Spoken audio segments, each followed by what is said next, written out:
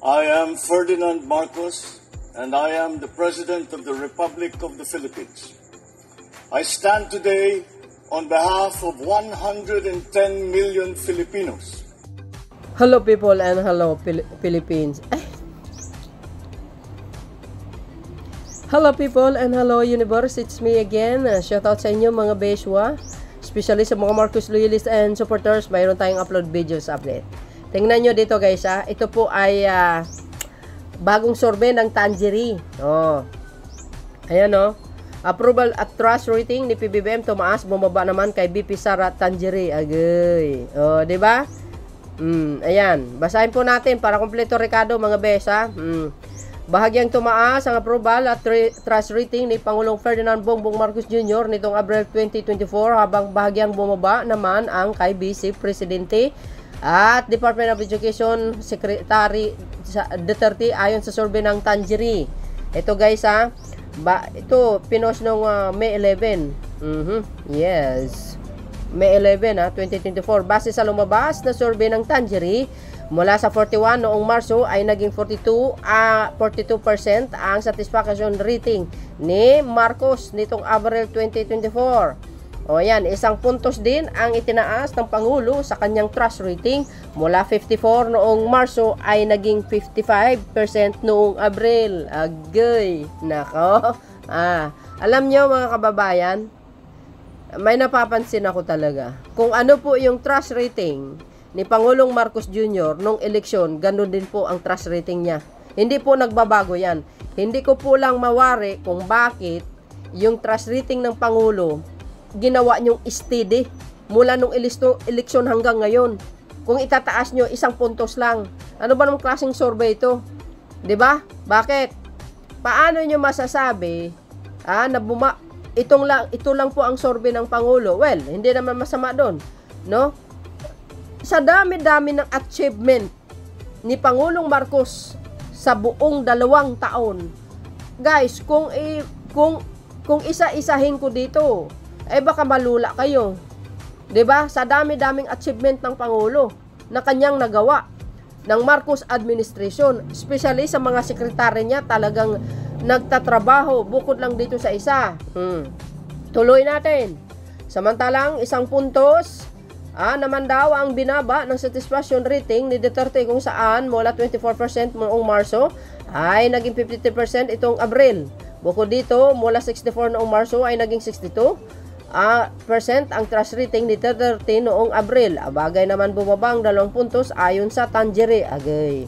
Bagamat bumaba si Duterte, pa rin lumabas na nakatanggap ng pinakamalaking porsyento ng satisfaction at trust rating ng naturang survey. Ito pong mahirap Kumusta naman po kaya ang DSWD? Supposed to be number 1 yan. Bakit? Laging on time sa pagtulong sa mga dilubyo, sa mga sakuna tulad ng El Nino. Laging on time yan sa bawat branches. Grabe po ang sipag ng DSWD, yung Secretary Gatchalian at lahat ng mga staff niya, lahat ng mga branches sa buong region ng Pilipinas. May dilubyo man o wala, laging nakaantabay at laging nakatulong. Di ba? At maraming programa din ang DSWD. Dapat po yan ang number 1. Kumusta naman kaya yung mga gabulto na mga nakumpiska ng mga droga, bilyones, ang dami. Mula umupo si Pangulong Marcos Jr., di kayo naloka, antindi naman talaga, oo. Bilyon mga kababayan, 30 billion, di kayo naloka. Saan kayo makikita niyan? Bakit ka ako ito si Sara Duterte ay laging number 1 sa pinaka most trusting rating? Di kayo naloka.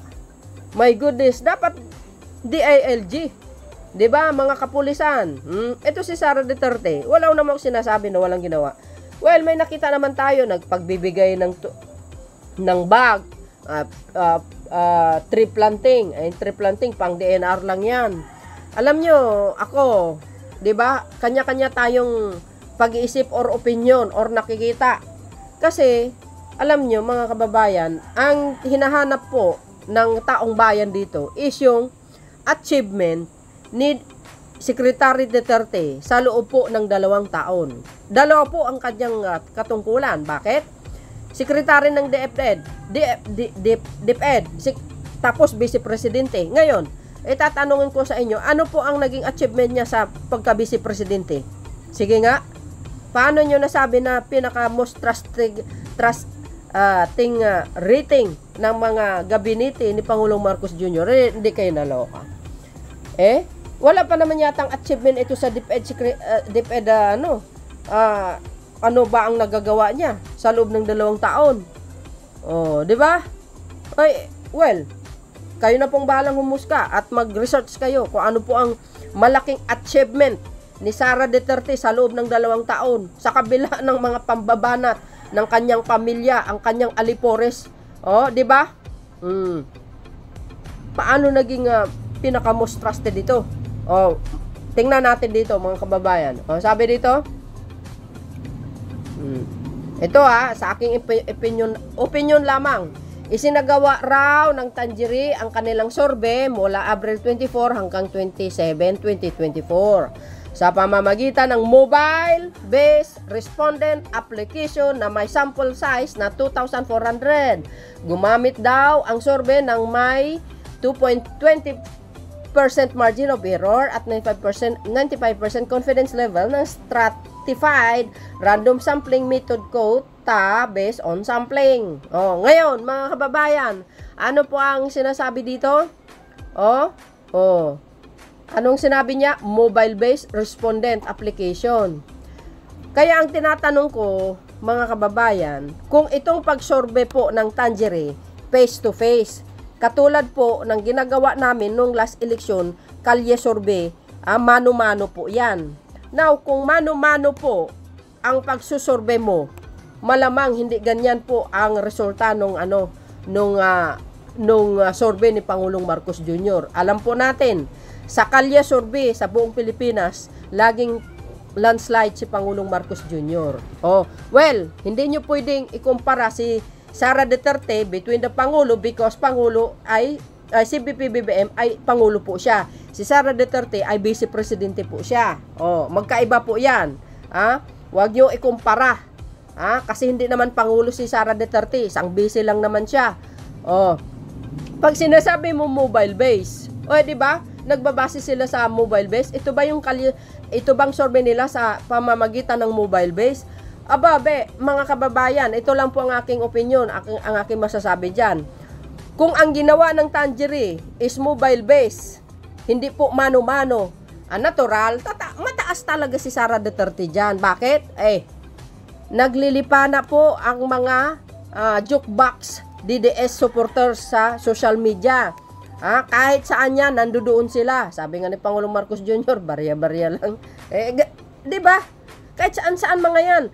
Sa page nga ng PCO, nandoon sila Bakit? Lagi silang kumukontra.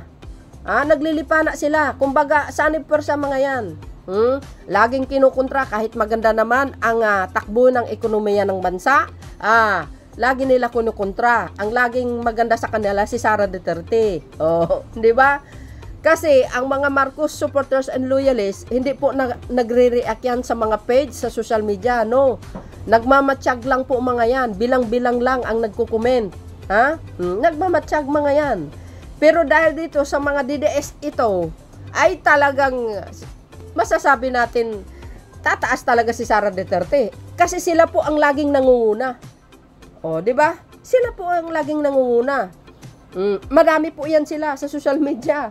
Nagkakalat sila parang mga asong kalye, nagbarking everywhere.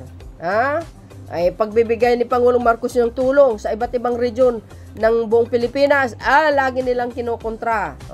Di ba? Sabi nila, ano lang yan, pera daw ng bayan. Mga siraulo. Ano bang sinasabi ko? At least nakikita nyo kung saan napunta ang budget 2024. Nakikita nyo, mata sa mata. At least yan, mayroong ebidensya. Kaya ikumpara mo naman doon sa 125 million, 11 days lang na gastos. Ikumpara mo doon din naman na sinasabi nila na 13 million ang halaga ng isang basketball court. ni Tato Basti. Oh, 'di ba sa Davao? Hindi naman kagandahan. Oh, kaswangit-swangit. Paano nagiging 13 million 'yan? Oh, 'di ba? Paano mo naman masasabi yung 51 billion ni Pulongges? Oh, nasaan napunta? Mayroon ba nga mga major project na nakikita? Ay si Pangulong Marcos Jr. Ha? Talagang showy. Pinakita niya sa madlang people kung saan napunta at nakikita din kung saan napunta ang budget 2024. Oh, ganun lang kasimple po 'yun.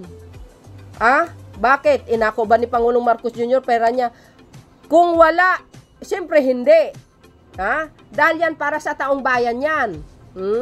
At least alam niya kung saan niya ipupunta, saan niya ilalagay. O saan niya ilalaan. Ganun lang kasimple. Pairalin niyo yung mga utak niyo, mga anti-Marcos. Oh, 'di ba? Yan ang hirap sa atin eh.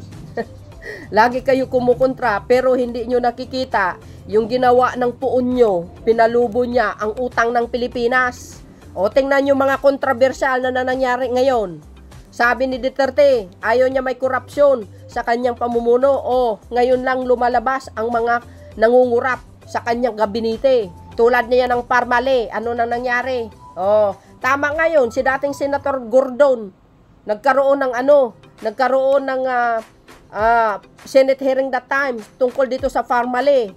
Oh, hindi niya na lang talaga magagawang mapapakulong ng ilang taon or sentensyahin ang mga nasangkot dyan kasi nga nagkaroon ng Senate hearing under the Duterte administration. Hindi mo talaga kayang pakulong yun kasi hawak niya eh. Oh, daming anomalya na lumalabas sa ngayon mga kababayan, tulad yan secret deal na yan. Oh, 'di ba? Dami. Oh, ang dami. Oh, kaya naman natitrigger sila ngayon dahil diyan sa sa ICC. Yan yung sinasabi ko eh. Oh, tapos ang galing-galing pang magbanta itong mga DDS supporters na subukan nyo, sabi nila. Eh di subukan nyo rin. Sino pinagmamalaki nyo? Si Digong? Oy, huwag kayo nagmamalaki, then hindi nyo hawak ang Pilipinas. Oh, 'di ba? Suportado ng mamamayang Pilipino si Pangulong Marcos Jr. Eh kayo lang, mga DDS lang kayo eh. Oh, 'di ba? Buo 'yan ang suporta. Kaya dito mga kababayan, ang talagang totoong magaling, ang talagang totoong survey ay ang kalye survey, mano-mano. Kung ibase mo lang sa mobile base ay walang kakwenta yan. Maaring mayroong hokus-hokus. Oh, 'di ba? Dayakos, impactos, mikos-mikos ni Insan. Parang ganun lang mga besa. Hindi ako naniniwala pag ibe-base mo lang sa mobile, lalo na sa online. Ako nangunguna dyan ng mga DDS. Number 1 yan. Kaya nagtataka ako kung bakit ito si Secretary Sara Duterte laging nangunguna. Si Pangulong Marcos Jr. Nako. Kung ano po yung survey niya nung last election, ganun din. Grabe kayo kung mag-survey Pag kami mag-survey ng mga kalye survey, buong Pilipinas, baka mapahiya itong mga nagsusurvey online. Kami, mano-mano yan eh. Nung that time na nagkalye survey kami nung eleksyon, number 1, si Pangulong Marcos Jr. ay talagang nilalampaso niya ang mga kalaban niya, landslide, buong Pilipinas. Kahit naman sa survey ng online number 1 si Pangulong Marcos Jr. Hindi nyo pwedeng ipagkaila yan kasi naglilipa na ang mga nagkakalye survey sa buong Pilipinas. Totoo yan. Mano-mano po yan. Init ng araw, talagang sinusugod po namin yan. Wala kaming pake. Pero yung ginagawa namin, worth it naman. At least, kaya nga sabi ko, ito si Chongo, subukan niya lang na sasabihin ng daya si Pangulong Marcos Jr. through Smartmatic. Ako mismo na lang pumunta ng korte. Presenta ko lahat ng video ko. Hindi nabura kasi nasa YouTube ko yan sabihin ko doon, ipapakita ko yan. Kaya, huwag kayong nagmamalaki, mga asong kalye. Sasabihin nyo, kasi kaya bumaba ang rating ng Pangulo kasi wala naman nagagawa.